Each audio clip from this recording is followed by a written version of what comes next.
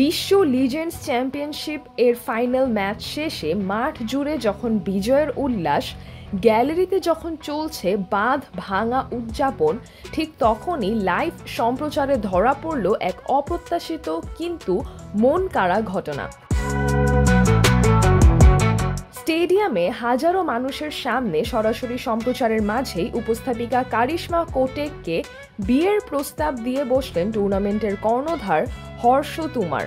এই চমকপ্রদ মুহূর্ত এখন ঘুরে বেড়াচ্ছে সামাজিক যোগাযোগ মাধ্যমের প্রতিটি কোণায়। বিষয়টি সামনে এনেছে পাকিস্তানের সংবাদ মাধ্যম এক্সপ্রেস ট্রিবিউন সোমবার ৪ আগস্ট প্রকাশিত এক প্রতিবেদনে। খবরে বলা হয়, পাকিস্তান চ্যাম্পিয়ন্স বনাম দক্ষিণ আফ্রিকা চ্যাম্পিয়ন্স এই দুই দলের মধ্যকার ফাইনাল শেষে যখন ম্যাচ পরবর্তী সাক্ষাৎকার চলছিল, তখন কারিশমা জানতে চান হর্ষের কাছে এত বড় একটা টুর্নামেন্ট সফলভাবে শেষ করলেন, উদযাপন করবেন কিভাবে। প্রশ্নের উত্তরে হর্ষ হেসে যা বললেন তাতে বিস্ময়ে থমকে যান কারিশমা কোটেক।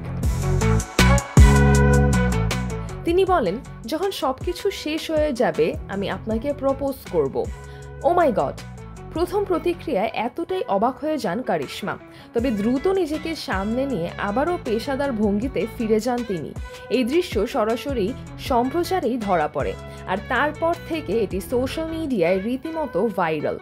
নেটিজেনরা বলছেন, ক্রিকেট মাঠেই প্রেমের ইনিংস শুরু। কেউ কেউ এটিকে নিছক মজা হিসেবেও নিয়েছেন।